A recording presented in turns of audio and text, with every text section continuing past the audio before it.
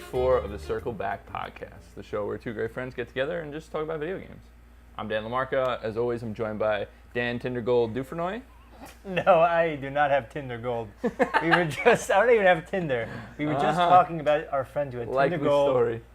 Listen. Dan, I want to kick off the show as we always do. What have you been playing? What have you been playing? Okay, so this week I've been playing a lot of games. I'm not sure which one I want to start with. Okay. I am going to start with Vampire because I know it's a game that... You did know which one you wanted to start with. I did. I always know. I know everything. But anyway, right, Vampire? So I want to start with Vampire. Can we get a Circle Back decision? Are we doing Vampire or Vampire? I believe it's Vampire just because there's a German film from 1932 pronounced Vampire. So you think it's Vampire? That's how it's spelled. All right. We're calling it Vampire from now on. No more arguments. All right. So I know how much you love this game, so I keep trying to get back into this game because I'm like, you know what, Dan really, really likes this game. Dan, the man, LaMarca. It's getting worse for you? Yes, okay, so I've probably beaten to death how much the combat bothers me. Mm-hmm. But now I'm getting to the point, the story's just not interesting to me. Really? I feel like the NPCs are just not that interesting. Okay. Like, we'll have 15-minute conversations, and maybe there'll be one interesting thing in those 15 minutes, but to just sit there for 15 minutes. And I love dialogue-heavy games. I love Night in the Woods. That's like that's like top 20 games. I love Night in the Woods to death, and that's nothing but dialogue. Right. But like Vampire, I just think is just like 15 minutes of dialogue with each character. The frames don't change. There's just nothing interesting. It takes so long to get to some sort of payoff. It's not grabbing me. I don't find it interesting anymore. I think it has that Prey feel for me, I think, where it's got like a super interesting concept, super interesting world, but you don't love the game itself. I just don't love the game itself. Totally understandable. So, here's my question. You ever had a conversation with somebody and you have 15 minutes of boring dialogue and then nothing happens? Oh, God, all the time. Yeah. I don't want everything to be interesting. I don't pay $60 to have a conversation with people. Some people pay a lot more than $60 to have those conversations. You can get Tinder Gold or just Tinder, and you can have a conversation. I don't think that's for conversations, but I guess you could call them that. No, I understand where you're coming from with that. I just, for me, I haven't hit that yet, where I'm not interested. I'm still, because I'm not 100% just in it for the NPC dialogue, the story. I'm also in it to see the interactions between them, you know what I mean? Yeah. Rather than I think some of the, discussion and interrogating you can do to try to get the different information pieces to give them to them, it's like totally contrived. And there's no denying that. Like it's not a perfect system, not even close. It has a lot of flaws. Again, for me, it's just, I like the House of Cards aspect of it. That is very well done. I agree. Yeah, I will agree with that. And that's why I'm saying, like, I really love this game, but again, it's a way out. And it's like, I love those games. I would not recommend them because they have a lot of flaws. Right. You know, it's not the game that I'm gonna say you need. It's not Hollow Knight, where I'm like, if you like video games, play this game because it is one of the best games I've ever played. I'll get to it, man. Gosh. I'm not rushing you. That was a nice little. All right, give me another one that you're playing because you're playing a lot of games here. All right. So I have a lot to say about. I'm just going to go to the ones I don't have that much to say because I want to. Okay. All right. Guacamelee, I've played before, and I think we've talked about it. Mm-hmm. I love it to death. I can just play the game over and over again, just hours and hours. It's just fun. It's beautiful. The music's great. If you guys don't know what Guacamelee is, it's a 2D side-scrolling Metroidvania. But you're a luchador. Yeah, you're a luchador, and it's so good. It's just the music is great. The music's amazing. The art style is amazing. It's just a lot of fun. It's a great game. And near the end of that game, the platforming puzzles and the bosses, they get tough. Yeah. I don't know. Like I said, I feel like I've talked about it before, so that's why I'm not going to say much about it. But I love it. It's just so much fun, and I just had a few, some free time. And I just said, I'm in the mood for something. That studio, Drinkbox, makes really good games. They're gonna make Guacamelee 2 this year. They are, yeah. Right? Is it I this don't year? know if it's. I don't think. I would be surprised if it was this year. Okay. But yeah, they made a game called Severed, which was really cool. Okay. They made Mutant Blobs Attack for Vita, really good game. Cool. They make awesome games. All right. I'll jump in now. I've only been playing a couple games this week, but Captain Toad Treasure Tracker came out on Switch. And if you guys have not played Captain Toad on the Wii U, it is like a fucking awesome, awesome puzzle game. It's really, really good. Have you played it? No, I haven't, but I remember I was so surprised when you were like, Dan, this game's amazing. There's no I cannot think of somebody that would enjoy this game more than you. Like, it is like the Dan Dufrenoy game. It's just so like joyous. Like the music is great. Yeah. Like the actual. So again, if you guys don't know, it's a puzzle game from a pulled out perspective. So it's almost like a diorama. Okay. So you're like looking at Toad. You like control Toad walking around this environment, but Toad can't jump. Captain Toad can't jump. So the whole object of the game is like change the perspective, like turn the world and be like, oh, there's a hole in the wall here that I can't see through this perspective. So then you turn it back and walk with Toad and go through the secret hole. You're finding all these different pieces of treasure along the way. But it's just such a unique experience, and it's just so well done. Like, these puzzle boxes are designed in such a way, like, you know how collectibles in games can be there just to kind of like buff out the game, like to give it a little more stuff, you know, like you think of like an Assassin's Creed or something like that, where it's like collect 1,000 feathers or whatever, and it's like they're doing that just to be like, we got here's some stuff to do. Yeah, you guys got stuff. It's like, this really feels like you want to get all the stuff because there's not that much, and it's just so well designed. You know what I mean? Like the way sometimes you're like, wow, I wouldn't have even thought of that, like to turn this view to this and wrap around. Like, it's just so cool, like kind of spinning this puzzle box in 3D space and being like, you know, where's Toad? Where can he go? How do I get him from here when he can't jump up to there? Right. You know what I mean? I like that. Is this a new game, or is it? No, so Captain Toad Treasure Tracker came out for on the Wii U. Switch. Yes. Okay. And like every good Wii U game, it's eventually coming to Switch. Okay. So they did So Tropical Freeze earlier this Right. year. Now they're doing Captain Toad Treasure Tracker. So it's not a new Captain Toad game. Not a new Captain Toad game, but All right, but we gotta check out. it's just an awesome. Yeah, awesome it sounds. game. I mean, it's something really I'd really good, definitely and be it's into. so good on the Switch because it's like you can do one level in like 20 minutes. You That's know? awesome. It's kind of Yeah. like it's kind of like a Galaxy type thing where it's like You play a little bit. see this little bit, like put it down. Oh, this planet has like this amount of whatever. It's like, you know, that kind of thing. It's cool. Love that game on the Wii U. It's, Awesome. It's even way better on the Switch. Cool, so, man. yeah. Cool. Let's jump back to you, Dan. What else All are you right, playing? Ni no Kuni 2, Revenant Kingdom. I am loving it, and like I've said, it's hard because it's a little early. I think I'm maybe I don't remember how many hours in. A good amount of hours in, maybe 10? spitballing. Yeah, maybe like around like 8 to 10 hours. Okay. Anyway, I love it so much, and I love the first Ni no Kuni, but there's just something about this game. I think they revamped the combat where it's so well done. Where, you know, we'll get later to our topic about JRPGs, but like where the grinding never seems to be monotonous, and it's just never like a drag, or it's just never too difficult. Like it's. An important thing that we will talk about later because we're doing a topic about JRPGs, but Ni no Kuni does such a good job. Even the first one did this. If you're over leveled, the enemies will run away from you. Love that, yeah. And it's such a smart thing, and I yeah. fucking loved it in the first one, and I love it in this one too. But yeah, I love Ni no Kuni, and I got to the. Is it spoilers? Is it too soon to say? Spoilers. Well, no, don't say. Just say you're at a certain boss. What world are you in? Well, I did the coolest thing where you're in the storybook. You have to do the storybook like mission. What? Where there's like the statues, I don't remember that. certain characters. What are you talking about? Oh, yes. Okay. Yeah, you dip into that a couple times in this game. So you did the first time? I did. I like And you that. went to the stadium and did the fight and stuff? It's That's really obviously a throwback. Yeah. Yeah. To the first game. So I really, I'm just enjoying it. I'm just in love with it. And again, it never feels like, much I love the first game, there were moments where it was just like, you know, like I'll never forget right before you have to fight Shadar, and you're like in his like castle. And it was amazing, but the enemies were just so tough, and like I was underleveled, and just that sort of like, okay, now I gotta go do this. Now I gotta go like this game. I haven't had that yet, where it's just like, all right, there's like 1,000 enemies, but you know what? I'm enjoying this so much. Easy peasy, no problem. I really, really felt the same way about the first one. I know a lot of people, you know, when this one was coming out, a lot of people were talking about, oh, I like this, similar to what you're saying. I like this one so much because the gameplay never gets monotonous, the combat's really fun.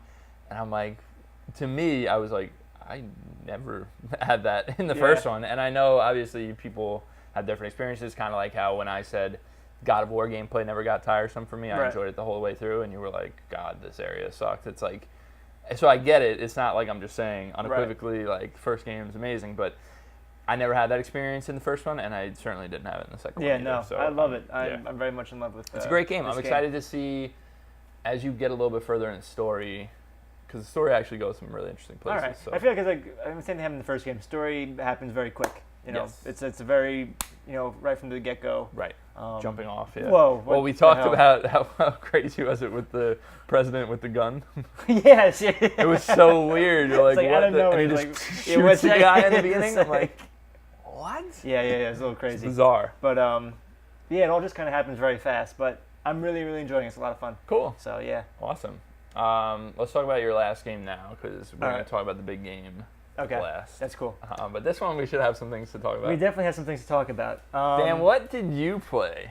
My sister's best friend loves the game Detroit Become Human by our friend David Cage and his friends at Quantic Dream, who we Our love. friend and yours.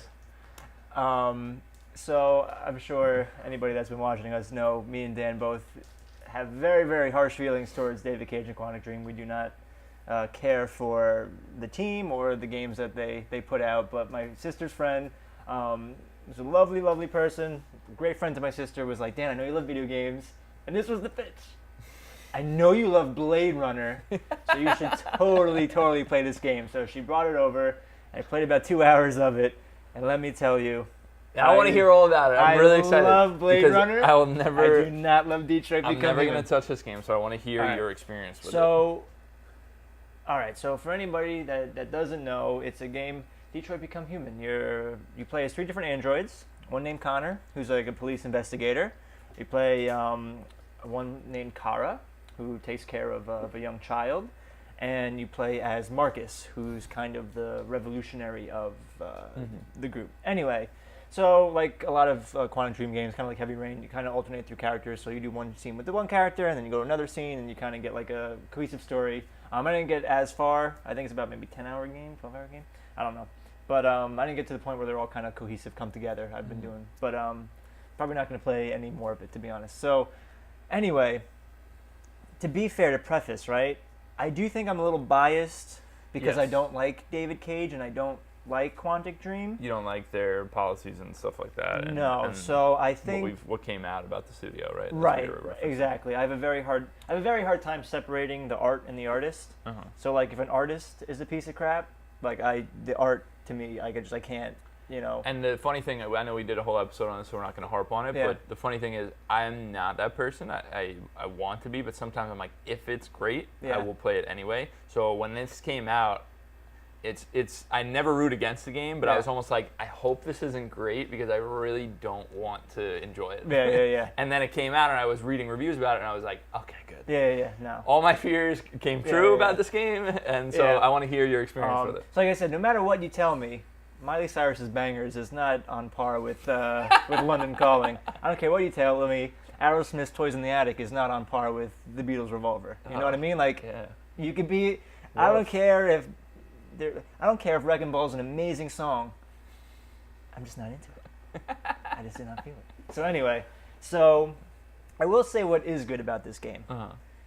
Graphically, beautiful. It's a beautiful game. Graphically, I mean, and Quantum Dream's always pushed that. They've always pushed hey, we push things to the next level. Like our motion capture, the face tech, the motion capture, amazing. And they kind of push it in your face. You start with this. I think her name's Chloe. She kind of shows up in the middle of the game. She's kind of like your mediator, and I mean, she looks like a real person. Like it's really so.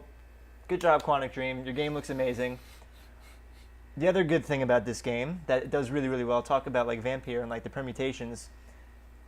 It is legit choice based, where any of your characters could die at any time. After each mission, there'll be like a little like map of all the different directions that your things would go. So there'll be like a highlighted map, which is the route that you took. Like you said yes to this person and you killed this person, yada yada, and it'll show you how you got to your ending. But you see all the permutations. And apparently, my sister's friends played through it a few times. Like, the permutations actually have consequences. So I will say that is very ambitious, and I will say that is... They've done that before. I would say Heavy Rain has many different endings. So I would just say that is very, very well done. No doubt that they could do that, yeah. What I don't like is I just don't think David Cage is a very good writer. And so here's a story about androids wanting to, what does it mean to be human? And do androids have souls? And this has been explored many times, and I love sci-fi, you love sci-fi. I'm a big Philip K. Dick fan, and he does it well, and Blade Runner does it well, and Ex Machina does it well. These the science fiction literature that we have does it very, very well. It's a wonderful topic. That's why I love Blade Runner so much. It kind of blurs the line between human and android, and what does it mean to have a soul? And I love that. I think that is an amazing topic. If a sci-fi movie or book or something is going for that, or a game is going for that, I am in. Right. Awesome. But David Cage just reduces it to trope after trope after trope. And even worse, right? So he wants to write a game as an allegory for racism, slavery, segregation. Definitely in his wheelhouse, right? Domestic violence. Definitely in his wheelhouse, full of white French men. Yeah. Anyway, so racism, slavery, segregation, domestic violence are important topics. We need to talk about them. They are extremely important. We should be talking about them. We should be talking about the history of them. We should be talking about them in present day, how they affect society, how they affect individuals. These are important topics that we should explore in video games, movies, books. I am all on board for talking about these subjects. What David Cage does, though, he throws them in his games and he goes like, oh, look, video games, high art, I'm talking about them, but he doesn't say anything about them. He's super centrist about it. And to me, if you're just going to talk about racism or you're going to talk about domestic violence and you're just going to throw it into your game and not do anything with it, Then I you feel like shouldn't have done it at all. I feel like you're just exploiting actual people and actual circumstances that happen. There's a lot of things in Detroit Become Human where it's just kind of like, okay, like you're trying to talk about racism, but you're doing it in a way that it just seems super disrespectful to actual people that have actually gone through prejudice and discrimination and violence and things like that. And it just sort of, the way that David Cage does it, and you know what, there's people that are going to be like, oh my gosh, like, this is amazing that he's talking about, like, this is great, he's bringing this, but he just doesn't do it well. Yes. And it does get a little, like, cringy where he reduces these very important topics to just tropes. And that, to me, that's just not right. I feel like, these topics are way too important to just be reduced to tropes, So there's a lot of moments in that, and that's what the game is. It's mostly dialogue, and just mostly like the most tropey, cliche things in the game. And like I said, it puts a bad taste. And like again, I already have harsh feelings towards David Cage, but like just playing through this game, it just puts a bad taste in my mouth. It's what we were talking about, where it was like when I started reading things from different games media people that I tend to skew towards or agree with, and I'm seeing them say, hey, big surprise here, David Cage doesn't know what he's talking about when it comes to social issues. Yeah. Like, then it's like, okay, and I'm seeing specific examples from the game, and that's when I'm saying, good thing I passed, happy I passed on it, whatever. No. And so now you played a couple hours of it, and you're like, same way? No, and like I said, these are important topics that a better writer would be able to explore and should explore. Exactly, it should. But David Cage, like I said, the reason I don't like him is it's very exploitative. I don't know how do you say it right? Exploitative. You know, and and it just kind of, I just think. Yes. Not surprised. And then he puts himself on a high horse, like, oh, I'm Mr., I'm amazing. But you've seen the quotes from him when it's like, you think I'm racist? I work with Jesse Williams. Yeah, you think I'm racist? I have a black friend. Or and that's you think I'm homophobic? I work with someone who stands up for LGBT rights. It's just like. But when that's who he is, then fundamentally anything he touches and has his big say in, like this game, it's gonna be like that. Yeah, and that's gonna be that centrist wannabe fucking social justice. Like he wants to be that. Because he wants people to see him as that more than he actually wants to do. Right, it's like it's not that he actually cares. Like you said, he wants to look like, I am the game developer that is talking about these so things. So funny to me. What a loser he is. So David Cage and Quantic Dream. Good. Glad to hear that. Yeah, so that is right. Talk about Game of the Year. Not Game of the Year. We'll do a not Game of the Year. Not Game of the Year. Games that suck. All right, last game we want to talk about, now that I'm all fired up and ready to talk about it, Octopath Traveler. This is the new JRPG from Square. And officially, it's from the team that did Bravely Default and Bravely Second, which is already exciting because those are awesome JRPGs. I don't know if you ever played them. But so I was looking forward to this game for a long time, and the look of it, even from previews and stuff, it has this like, it's pixel art, but it's so beautiful and done up, and it's almost like a diorama. It does a lot with depth, where like you'll see a tree really up close, and then you'll see it looks like cardboard cutouts. Of, it's like foggy in the back. It's so awesome. But I've been playing a lot of this game. I think I'm about 8 hours in or something like that. I really enjoy it. I'm going to give a top-down explanation of what the game is. I'm sure we've done that before, but I just want to get through that. Yeah, definitely. And then I'll give you some examples. I'll get to it this week. But it's a party-based, turn-based RPG. It's a lot more like Persona. I know we talked about, I did the 3-hour demo or whatever. It's a lot more like Persona than other JRPGs because it has vulnerabilities and weaknesses, right?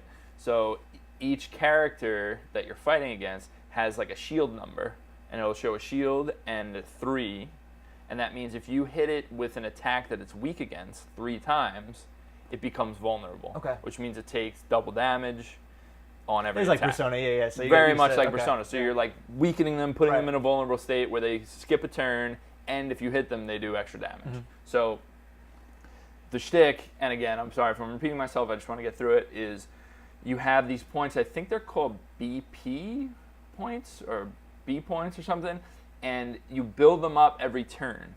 So if you do one attack with a character, then your next turn you have 1 pip of B point.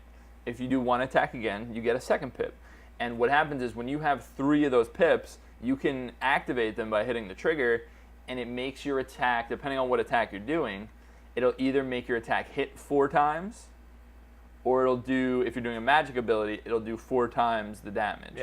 So what you're doing is you're trying to be strategic with like, all right, I could do a double attack right now with this thing he's weak against to get him vulnerable, but I'm not doing my maximum amount of damage because I could save that for when he is vulnerable and do like a 4 times attack or whatever. So you're kind of doing a balancing act there. It's just a really fun, rewarding combat system. So now jumping into the game, I'll talk a little bit more about that, is you start as one of 8 characters, the Octopath, and you can pick, right? And it's so stupid. No, listen, it's even worse than that. The characters' names each start with 1 letter of Octopath. So it's like Ophelia, Cyrus, Tress, like all these different, like, it spells out Octopath, the 8 characters. I'm like, oh my God. Like, just such a, like, JRPG thing, isn't it? Like, just so, like, ugh. But what I'll say is I've done 5 or 6 characters' origin stories so far. And the way that it works is you pick 1 character to start. And I carried over my save from the demo. So I had started with Alphen. He's the A in Octopath? He's the A. Okay. That's right. Very good. But he is, so you start with him. You do his origin story. And at the beginning of each origin story, it'll say, do you want to see his origin story? Because you can just skip it. Which I think is cool, because some people are in it for different things. You don't need to go through his hour-long story that's very light on combat, you know. But I did his origin story, and then it allows you to free roam the world. And you can go in any direction, and you're basically pointed at, hey, here's where these other 7 characters are. Go to one of them. And then it just lets you go. So you walk the path to the next character, and you do their origin story, and then they join your party. And then you go to another character, do their origin story, join the party. So you're building up this party of these 8 characters that you can start from. But I haven't seen, so at each area it says on your world map like recommended level 7 or whatever, and it scales with the origin story. So it's basically telling you, hey, get all your characters, and then you can move on, because everybody has like a second part to their story. and on your map you'll see those second part quests, but it's like recommended level 23 or something, and it's like clearly you will be around that level when you finish all these origins. So I haven't gotten to any of that yet, but talking just about the origin stories, I would say they're very hit or miss. The actual story, very hit or miss. I've had a few that I've been like, wow, that was actually really good and tackle something interesting. Then I've had some that are like eye-rolling, like JRPG, like some people are like, shit, it's like, oh my god. There's one character, one of my favorite characters to play as, Hanit, her name is. The entire village talks like Shakespearean, like has a thou like, but so much like that it's not even English. Like it's like there's just so much. No, but I'm serious. It's like they just overdo every single word. Is like, what is thou with cometh? Like, and I'm not joking. Like that's not exaggeration. It really is that bad. That's awesome. And I'm like, what the fuck? Like you guys are terrible. I'm sorry. I want to cut but then off. there's one that's really interesting, and I'm a little torn on it personally. But I think it's a cool idea it's going for. You actually, so there's this party member named Primrose who's a dancer, and a dancer meaning like basically a whore. That's what they call her. Excuse me, Lady of the Night. Well, that's what they call her. She is a sex worker, but they actually use the word. Oh, do they really? In a Nintendo game? But it was interesting because, so it's not a Nintendo game, that's the thing. Okay, yeah. But it is only on Switch right now. But it's Watch your profanity. the thing that's interesting is, so she is a sex worker. Okay. And they're not like negative about it really. It's just her like pimp, I guess, like says some real bad things to her, and you're like, geez, like I didn't expect this in this game. Damn. But it was very interesting take because it opens up with like her talking about her dad was killed by this like clan that all have the same tattoo or whatever, and she's like, I'm gonna go find these 3 people that killed my dad and kill them. Like she's like training, like so she's like hiding herself as this sex worker to be like close to the clan. Like it's really cool. I really like that it. sounds really interesting. But then, like I said, it's kind of like, you know, they should have like a content warning before this one because it's like they really say some nasty stuff to her, and I was like, jeez. Wow. Yeah, but that's why I'm saying like some of it is actually really interesting, and some of it, like my guy Alfin that I started with, just like a fine enough story, but very tropey and very like obvious and like, all right, like he's I don't know if it's alchemist or whatever, but it's like, oh, you know, I grew up without a father and now it's my job to take care of people, and like it's just so like, all right, what David Cage, ringing David Cage. But it's just a little like it's not even that it's bad in that way. It's just that it's like, so it's not something I would say you're doing something wrong in doing this, and it's more of it's just not good writing. Yeah. You know what I mean? Like there's a difference there. There is definitely a difference. And I would say it's very up and down with this. My only other argument, my only other qualm with the game, because I'm really, really enjoying it, I think the combat system and the fact that it's all these individual stories, I think it's really, really interesting. My major qualm is that there is no interaction between the characters. Even when you go find the other character? No interaction.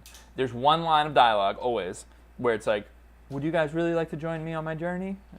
And you say yes or no, and then you go. And it's because they know that you can tackle them in any order, they didn't do the legwork of a like party system game like a Dragon Age or a Mass Effect or something, which is what you want in this, because like you're building out this 8-person party. Like think of like Final Fantasy VI, where it's like, but there's so much interaction between your party members. Oh, I love that game so much. This has none of that. It almost feels like you're playing totally isolated stories, just, and the only time you have other party members is when you're in battle. That's like, it. Yeah, there's no. Because what's cool about Final Fantasy VI is it would be the moments where like, you know, you'd be at like you'd be in in a hut or something like that, and like, you know, 3 of the characters would have something wrong, like they don't like this character, and they start like, that's what's awesome about that, and that's what carried on to the lineage of like a KOTOR Mass Effect, where it's like you want that It's like a interpersonal relationship, whether it's antagonistic or not. It's like it's just fun to see that because you're learning so much about these characters, and then nothing happens. So I'm curious if when we do everyone's level 1 quest and we start doing their level 2, like their next step in their journey or whatever, maybe there will be some sort of interaction. I'm not sure. I'm not sure how that's going to go. I'm curious is this a game that you have to just replay 8 times to get everybody's specific story? Yeah, so what I'm still confused about that too because I'm not at the point to do like the second leg of their journey because I think the reason it allows you to skip the intro is because you're going to replay it, and I'm guessing as you do somebody's level 2 journey or whatever, I keep calling it like that for some reason, but it's like the second part of their main quest.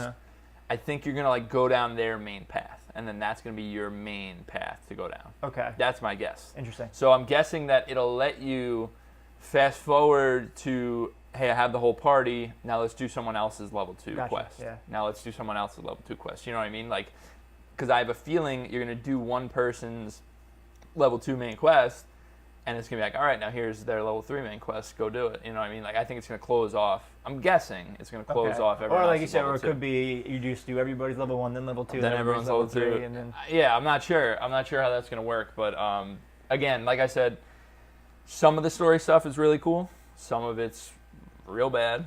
And I would say the combat system is exceptional, like really, really good. Cool. Really, no, really good. I just didn't get to it this week, but to this point, and I'm like I said, I think I'm 8 to 10 hours in. I've not gotten tired of a single random battle encounter. That's awesome. And cool. It's just a fun game. Get into it, and when you're swapping out different characters, they all have very unique systems. Like one character that I was playing as has almost like a Pokemon style system where if you make an enemy vulnerable, and you can catch them and then use them in battle as her attack. Yeah, really cool because they all have different types of attacks, so it makes her very versatile. Someone else will be like, I think Ophelia does. She'll like ask somebody to follow her, and then she can summon them in battle. So it's like you summon the castle guard because you like it went into the castle and asked, hey, you mind coming with me? That's pretty cool. Yeah, there's a lot of different things that can go on in this game, and that's what makes that combat system really enjoyable. And I think that's what's making me really like the game a lot. Yeah, that's about all I have to say about Octopath. Awesome. I gotta get to it. I'll get to it this week. Hopefully. As I go on, I haven't read a ton about it, because I kind of want to experience it. So as I get to the level 2 quests, I will be more well equipped to talk about what could be happening as far as how I'm curious how that's gonna work because it still interests me. But if it's just here's everybody's level 1, here's everybody's level 2, and there's no, having fun with it. Awesome, man. That's good to hear. All right, so that's gonna do it for what we've been playing. All right. Let's jump to Metal Gear Corner with Dan. Metal Gear Corner. Let's see. You got your notes? I got my notes in my phone. All right. Okay. Last we left off. Right. So I always start where we left off. Right. So we got to get to Groznygrad, across the mountains, and we just fought the Fear, the spider guy in the woods. Right. So. Again, I always feel weird because I feel like with Metal Gear Solid 2, I always had so many story points. This, it's like more. I feel like more combat heavy. So I feel like it's mostly like me trudging through the jungle, finding things. Right. Anyway, so we just fought the Fear. We get a call from Eva, and Eva tells us that the key that Granin gave us won't work, and then we'll have to meet up with her to find another route into Groznygrad. So again, very, very Metal Gear Solid. Snake doesn't know who to believe, who to trust. We thought we could trust this guy Granin, but apparently he gave us a fake key, and now we need to trust Eva. Eva let us in, but can we really trust Eva? Typical Metal Gear Metal Gear stuff. Anyway, but here we get to one of my favorite boss fights ever in the Metal Gear series. You fight the End. Now the End is this old man sniper who's apparently over 100 years old, and he's like the best of the best, and he spends every day sleeping until it's time to fight. Right. Until he has energy to fight. So anyway. So you get there, and he's just like laying in the ground, like sleeping, and he senses Snake is there, and his eyes like start to bug out, and he gets bulge ready. out, Yeah. He's like, I've slept enough for one lifetime. It's time to fight. Anyway, but this is one of the most intense boss fights I think in video games. Not gonna lie, it took me like an hour and 20 minutes just to like do this boss fight. It's a long boss It's fight. the freaking longest boss fight because what happens is you're in the jungle and he's a sniper and he's hiding, but there's pretty much every time if you play a Metal Gear game, you know there's different sections, and every time you move to a different section, there's a little like black screen says, okay, now you're in this section, and then you start again. He occupies 4 sections of the jungle, and you don't know where he is, and you'll just be walking along, and it is really, really cool. There'll be moments where like you'll see his point of view, and you'll just see the crosshairs, and you'll see your character like moving, and really, really cool things like that. But he's very, very hard to find, so you got to be really, really ingenious to find him. You got to put your radar on. You got to check the map to see where sniper spots will be. My favorite way to find him is you have a directional microphone, and if you point in the right direction, you'll hear him snoring, and that's how you find him. But like legit, it took me an hour and 20 minutes just to get him down. But interestingly enough, I heard just through being alive and liking video games that apparently if you get to the boss fight, save. I forget the lady you save with. She'll be like, "Oh, you sure you want to do this? This might be a bad idea." Anyway, if you save and you wait a week, or you change your clock a week ahead, You come back in. when you come back in, he apparently dies of old age. He dies of old age, and skip you the end up entire you boss skip battle. the entire battle, which is actually So cool. Which is actually hysterical. So cool. That's absolutely Such amazing. a Kojima thing to do. Because that's like someone could actually be like, "Oh, I need to like take a break." Yeah. And like And come back in and be like a week later and be he's like, dead. "Oh my god, he died." Anyway, you beat him, and the end is actually happy. He's like, I can finally rest in peace. Thank you, forest spirits, and like he goes back into the earth. Forest, and his like dentures like fly into the air. What an awesome boss battle, right? It was probably one of my out of all the boss battles and the Metal Gear games I played so far. That might be my favorite. That might be my favorite. It's just so cool to like. Other than Psycho Mantis, of course, that's probably the favorite. That's really good, yeah. But this one for me, it's just so cool to be like. Actually feeling like you're hunting him down. Like, you know what I mean? It feels like an actual. It feels like an actual like it's intense. Yeah, because like legit, if you just walk and you're not stealthy or whatever, he'll shoot you. Yeah. And then he has these darts that will just take down your stamina. So if you don't like take him away, you're dead. He takes you to like some prison and you got to start again. So good. Anyway, so beat the end, another boss down. Another what are they? The Philosophers, I think they're called, the group. I forget. Anyway, another one of them down. Anyway, so you head north, and then you go to the infamous Never-Ending Ladder, where they play the best part of the game, the Snake Eater theme. Yeah, so and those lyrics kick in, man. After an insanely long battle with the end, you have an insanely long flight of stairs. It's the ladder, like. Legit, again, that's like a 5-minute, and it's just. But it's so good. And then you hear like this James Bond-esque, like. What a song that is! It's so good. Anyway, so you do that. And as you get up, you meet up with Eva, who's in her underwear again. Eye roll. I put the eye roll there because she's just always in her underwear.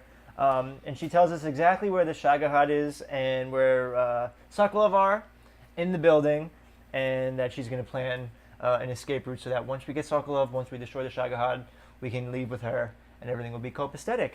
But then she goes into her romance sequence and she puts on her clothes. But then she takes them off again just to seduce Snake, and she talks about the boss and, why do you like the boss? And he goes into, well, the boss, means a lot to me. We've had a relationship for 10 years. It's more than love. Like, she is me. She's a part of me. So again, just building up that, man, like, this is like the most important person in Snake's life, and he has to kill her. Right. Which I gotta say, out of all the Metal Gear games, I think this is the best premise so far. Like, it's just no like doubt. it's so like it's just a great. It's a great premise. Such a good game. Again, but with freaking bugmen and That's what makes it beautiful. and Eva being naked half the time. Anyway, so we learned to sneak in. We have to dress up like one of the generals there, who looks exactly like Raiden. I don't know if that was on purpose. Maybe. I don't know if they did on purpose. And last I got up to, so we get to the base after climbing a mountain, lots of enemies, lots of planes coming at you. If you're not stealthy, it's just a pain in the ass to get through. I know what you're talking about. You know what I'm talking about? Yeah. And then there's a cutscene of Volgan electrocuting a guy, a spy, and Ocelot's there. So it's Vulcan, Ocelot, and the boss, and they're all together figuring out their escape plan. But they realize that Snake's onto them, so I'm feeling like the ante's going to be upped just a little bit. Cool. But that's as far as I got. So Awesome, Dan. Yeah, man. So what are you thinking so far? I love that it. last bit you enjoyed a lot? Or? Oh, I really did. I really did. I think the boss It's- fight with the end was probably one of my favorites. This game is so Things. much better paced than Metal Gear Solid 2, right? The pacing. Well, that's what it is. So Yeah, much yeah, better. yeah. And there's so much more combat, and I thought that maybe I wouldn't like that, being a story-driven guy. But the But combat the story is really moments interesting. are really good in this. It's so actually that's really why. solid. Yeah. Yeah. That's what makes it rewarding. Is it's not inundating you with story. Right. That's half of it's good, half of it's Right, yeah. BS. You know. Yeah, Metal Gear Solid 2 put a little bad taste in my mouth. See, I still love it, but I see where you're coming from. Yeah. And for me, 1 and 3, I've always said are my favorites. I think most people will agree. One still. I don't know. A lot of people say 2 is the best one, easily. Really? Yeah. I gotta say, one so far, one still like top. Like one I love to death. Like I played that in like 3 Let's days. see. I just Let's see devoured when you that, finish but 3. I Let's don't see what know. happens to Metal Gear Solid 3. Snake Eater. Cool. Well, thank you, Dan. That's going to conclude Metal Gear Corner with Dan. We're going to jump into our final topic for today. I had the idea of, because I've been playing Octopath, I've been thinking a lot about JRPGs, and I wanted to talk about some of the things we love about JRPGs and some of the things we hate about JRPGs, because they're very imperfect style of game. They're acquired tastes. And what I will say is there are specific JRPGs that everyone loves. There's the Final Fantasy VI, Chrono Trigger, a couple of other games that are in that discussion where it's like everybody loves these games. So I want to say, why do we love those games, and are there things that we don't like in those games? Fair. Okay, so all right. So what do you think? What comes to mind initially for you?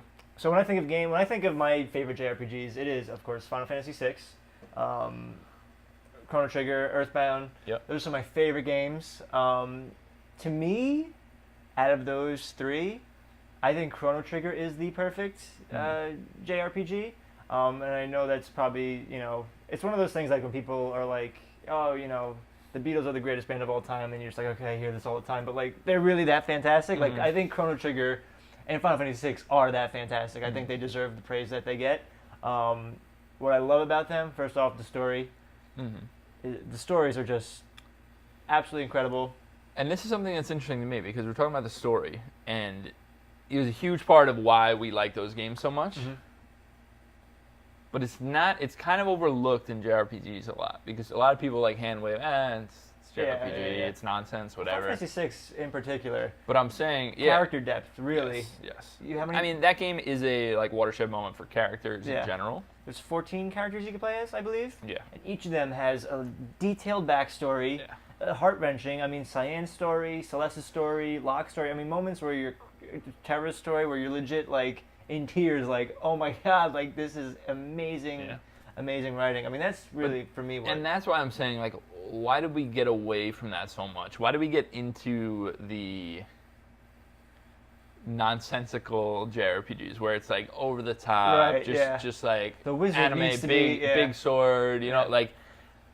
But that's what they all became, and it's not that people don't like those stories. It's just that it's not. It's more about being cool than having a good story, well, and that's what I'm saying. We talk about Final Fantasy VII. Yeah, and we know that that's the turning point. But I'm saying, like, what are we?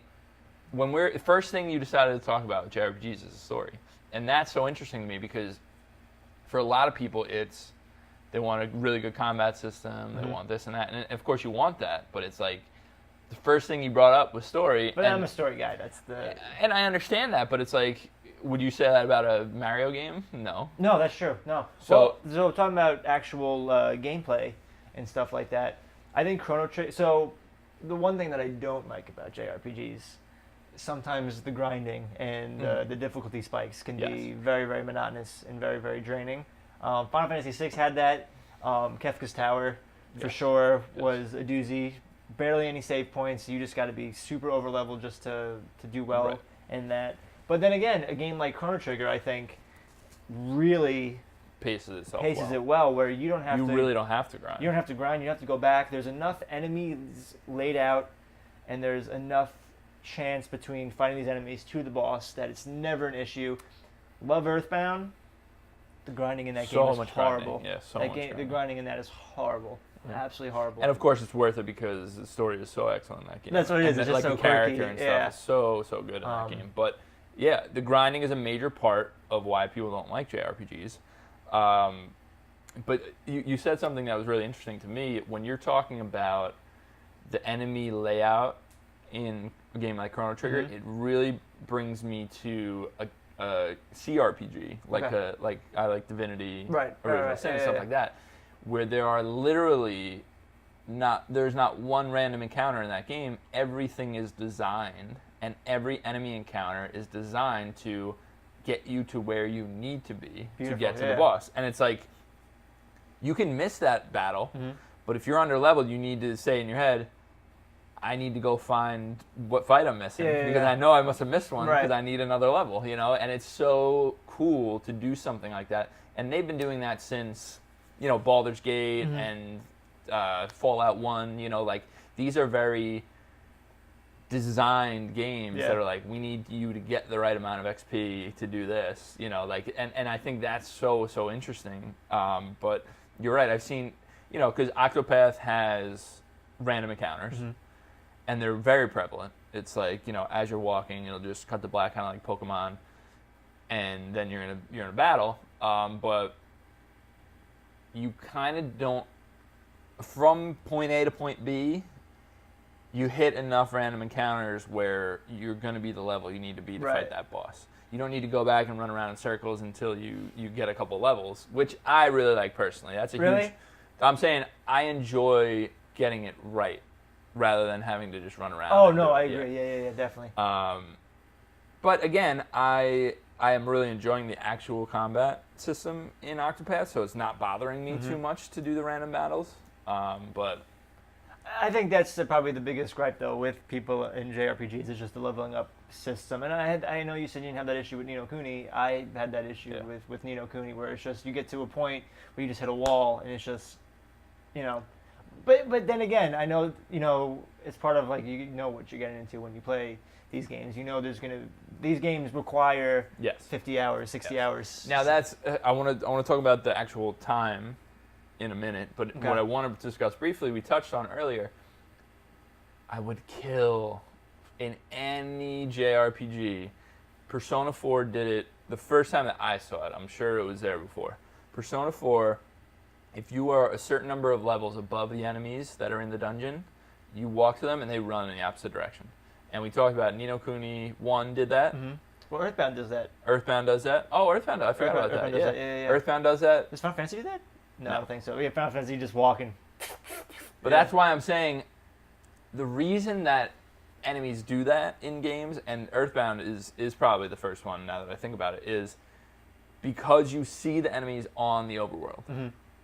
That's the common thread between a lot of those games. Whereas in Final Fantasy and Octopath, you're just walking and then it cuts the battle screen. So like there's no enemies. There's no enemies. You can't dodge you the can enemies. See. Yeah. Yes. Because Chrono Trigger did that, and that was awesome. Like yes. that, So Octopath Traveler is just like Final Fantasy in that respect, where cuts. you're just walking. And no matter what level you are, you fight. You're gonna fight. Yeah. That is annoying to me. Yeah. I don't like that in my JRPG. What a genius idea for it to be like, these guys are too weak for you, don't even waste your time. They're going to run away. They're going to get the hell out of the way. Yeah, no, Earthbound did that. Yeah. I totally forgot that Earthbound did that, But, it's been many years. But the reason why, for all the gripes that I have, with Earthbound, really what keeps me going is just like the interesting world, interesting characters. And I think JRPGs have a platform to be as interesting as they want. And a lot of, there's a lot of JRPGs that come out, and I know when we talk about them, it's usually either Final Fantasy, Chrono Trigger, we talk about, Ni no Kuni, Persona, like there's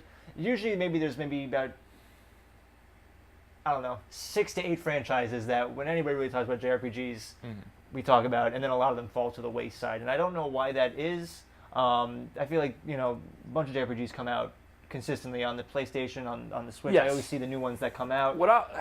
For me, what it is. But yeah, what drags you into? Oh, I gotta play this one. Well, I mean that's word of mouth kind of thing. Personally, like Octopath could have been a 5 out of 10 game, and I wouldn't have played. Right. Sure. So it's not necessarily a specific thing. But what I'm saying is, I think the games that fall by the wayside are ones that they probably have a totally fine battle system, but they have a shit story, you know, and they don't have the marketing to pretend they have a good story. You know, I think of a game that, I don't know if you ever played it, was on Xbox 360. It was called Lost Odyssey. No. Oh, wait, but I do, that doesn't sound familiar to me. It is a really, really good JRPG in a time where I wasn't a fan of Final Fantasy games. Okay. It was like 2006 or something. Wasn't a fan of Final Fantasy games. And this came along, and I was like, this game is fucking awesome. Yeah. It's a really, really good JRPG. Mm-hmm. And it had a little bit of a whatever story, but some of it was really good. And I just remember the combat being really good. And people love that game. You know, you look back and like people talk about that game as like one of those really good JRPGs. But yeah, for me, when you talk about the negatives column, it's random battles no matter what. It shouldn't be no matter what. There should be something. I know. So in Octopath, they have something called like, it's basically like passive skills. Okay. That as you unlock your main skills, they unlock. And one person, I think Cyrus, has the passive skill that is like less often occurring random battles. Okay. And you can turn it on or off. That's pretty cool. So if you want to level up more, turn it off. If you want to just get to where you're going, turn it on. And it doesn't make it there are none, it's less often. So interesting little ways to deal with it. Yeah. But I think that's the perfect way to handle it, is have the enemies run away from you if they're truly. I think that's great, because there are moments in games, and you know, especially specifically thinking about Ni no Kuni, where it's just like you're in this kingdom, and then it's like, right. Oh, you just got to go talk to this person to see if it's okay, and then come back to the same kingdom. So you got to walk across the map. And you're fighting all these level 2 enemies. All these level 2 enemies, and it's just like, I just want to get there. So I just gotta get there. Another thing that is sort of the Fire Emblem games, Fire Emblem Awakening, you can fast forward. Mm-hmm. And it'll auto combat. Actually, Persona does that too. Oh, yeah, that's true. You can do, what is it? You can do, it's forward. It's computer, fast forward. it's like computer fight. And it'll just go just back and forth. Mm-hmm. And that's another really smart thing where it's like, I know I have this combat at hand. Yeah. I'm not gonna, it's not fun for me to beat up on these low level enemies. Yeah. It's just time consuming. Right. And it's like, if I could just fast forward that, so smart. It is a cool mechanic. Persona 5 has that. Persona 4 have that too? I don't think so. Okay. It might have. Yeah. Again, it's been a little while. That's a great concept too. Yeah, really, really good solution to that problem. But that's an example of these people know that these are issues. Right. So how do we combat them? So I want to talk about the time thing. Every JRPG is super long. Yeah, 70 hours, 80 hours. That is a huge turnoff for people because unless you're, doing nothing, it's like, where the hell are you going to get 70 hours? Yeah. It's tough to come across. So I definitely can see that as a negative. I remember back in the day reading magazines and stuff in like the 90s being like, it would say like, oh man, this game is over 80 hours, like great value and like stuff like that. And it's like, it's a shit game. Yeah. Like, I don't care, it's 80 hours. But back then it was like such a selling point to be like, our game's super long. And now people are like in love with the shorter games because, think of like Inside or something where it's like an incredible game right. And it's only 3 or 4 hours long. You know, Gone Home or something like that. Right. And you're out. That's kind of like in vogue now, and of course, there's such a wide array of games. Like obviously, Octopath just came out; it's a 50-hour RPG, whatever. Persona 5, and Ni no Kuni's pretty long too. Ni no Kuni, 50 hours, same thing. So I'm not saying those are gone. I'm just saying I see why people look at it as a daunting task and be like, I just can't. I just can't. Yeah, but then again, you got games like God of War was a decent amount of time. You know, I mean, there's a difference between 20 hours and 50. That's true. That's quite a difference. But I'm not the guy that's opposed to the long game. I love games. If it's good the whole way through, I'll play the entire game. Yeah. But I did want to acknowledge it because I know that some people look at it and they're like, I don't have the fucking time for this. I mean, I totally understand that. And it's hard, I know like us, we'll be playing 7 different games at a time and then having to, commit to a JRPG that's that long and put so much time. Because that's the thing too. We've talked about, Mario and, games where you can just kind of all right, I could play for 20 minutes. Guacamelee, you could just play 20 minutes. Right. All right, cool, that was fun. I gotta go, work or whatever. Yeah, exactly. Our JRPGs, it's an investment. Yeah. 1 or 2 hours if you just want to get to a point A to point B, just to, But I don't know. There's something about it. There's something specifically about like the Final Fantasy set. I love the worlds that they create. Mm-hmm. I mean, you just want to be in them. I just want to be in them, and I'm totally in your camp where Final Fantasy VII like lost it for me, where it just became just this sort of like, and I don't mind angst, but like it just became it was all about just like this angsty like, and the stories just got kind of convoluted, and like I really really enjoy this sort of like the landscape and the there's nothing like in Chrono Trigger or Final Fantasy VI where like like this whole map and just every town's different and the characters are interesting and absolutely.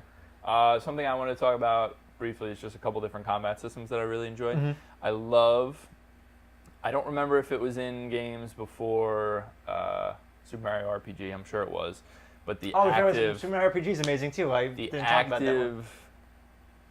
Like you jump on his head and hit the button and you jump on his head to get extra. Love that. Yeah. Love just having a little more to do. That's why I talk about Octopath with the BP points. It's like having that little wrinkle in the system makes it so enjoyable. Earthbound, you can do that, like with Ness's bat. Like, if you hit it at the right time, it'll be like smash, and it gets like extra points, and you use Paula's frying pan or whatever. Mario RPG, I forgot that one. That is also a great game. I love that game. Incredible. That one, I'm sorry, I fell through the wayside. No, it's all right. But another system, and it's not a JRPG. It's a UBR game actually. Child of Light. You play Child of Light? It's another great game. Yes, I'm forgetting all these games. So Child of Light. I love Child of Light. Such a cool combat system. The way you can like push enemies back in turn order and like jump ahead in turn order and like different things like that. Like I just love a good combat system that has new wrinkles because we all know how JRPGs are played. So when you twist it a little bit, have a little idea of your own, it adds so much fantastic. to it. Yeah, so much definitely. To it. Agreed. I gotta. I'm sorry. Yeah, no, go ahead. Out of all of them, though, out of Child of Light, Mario RPG, Earthbound, Final Fantasy, Ni no Kuni, I really think Chrono Trigger has the best. I just, it's like real time, and you have the 3 characters, and you can just, what are they? I forget what they call, like double text. What are they? I forget. There's single, double, triple, something. Yeah, it's text, isn't it? It's a text, and you can just kind of like, there's 3 enemies. Yeah. How are you gonna get all 3 of them? Or there's enemies on this side of the room, but you can't, and you gotta like maneuver. And I just think. But that's what I'm saying. Games that really put their own spin on the formula is what makes them really, really great. And you've seen a lot try and fail, but I really enjoy somebody that's trying a little something new. And like I said, with Octopath, it's nothing insanely revolutionary. Yeah. But it's a cool twist to be like, all right, I'm saving my points to do a 4 times ice attack and like just do a huge nuke damage. Yeah, it's a hark back to something that It's awesome. Anything else to add? Love, hate? No, we covered a lot. Thank you for bringing up Mario RPG and Child of Light because those were 2 games that I seem to be on my back burner. And again, really, Child really of Light, not technically a JRPG. It's JRPG styled. Right. We can't really call it something a Japanese RPG if it's not Japanese. Japan, but yeah, that's JRPG style. Turn-based combat. Yeah. Paper Mario games as well. Paper Mario, yeah. I got so to close it all off. Favorite JRPG of all time. It's tough. I'm a fan of similar games to you. I'd say Chrono Trigger, Final Fantasy VI. Those are my big 2. Yeah. I like Earthbound a lot. I'm not as huge of an Earthbound fan as you are. I'm a big Earthbound fan. Yeah, but I love the ideas that it comes. I'm an Earthbound fan just because when we talk about video games that we love, and just when I can pinpoint, we just talked about before with Snake going up the ladder. Like there's just like certain moments. Right. That are just etched in my brain. Earthbound has like a dozen of them where I'm just like, oh my gosh, like that was. Oh, absolutely. Great. There's no denying that. That's what makes that game really special. The end where everybody's praying for Ness, and that's how you beat the boss. Like that's the coolest thing. Like I don't know if that's a spoiler, but I would also it's say been 23 years since the game came out. So. I would also say Undertale, not a JRPG, but I appreciate what it does for turn-based. Yeah, I appreciate what it does for the obviously, huge fan of Earthbound. Earthbound inspired. But, yeah, those are my big ones, I would say. So anyway, I think it's gonna do it for the episode. Awesome. Dan. Go play some JRPGs. thank you guys for watching. Thank you, Shelby, as always. Shelby, we you're the man. appreciate you. And we'll see you guys same time next week.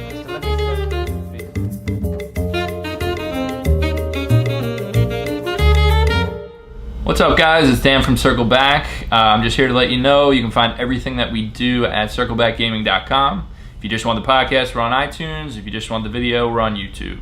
So catch us either place. Thanks. Perfect.